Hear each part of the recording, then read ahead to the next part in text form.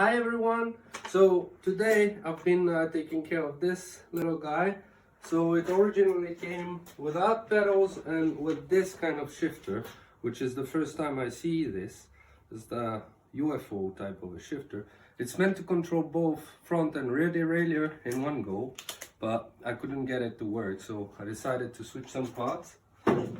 So we've been putting new grips on this bike, a new right shifter for the rear derailleur, 7 gears, second hand left shifter, which works great. We also switch out the brake pads. Then I cleaned up the chain and cassettes and the drivetrain all together. Added up some pedals, made sure the wheels were straight, pressure in the tires is good, and it looks like a fairly good bike.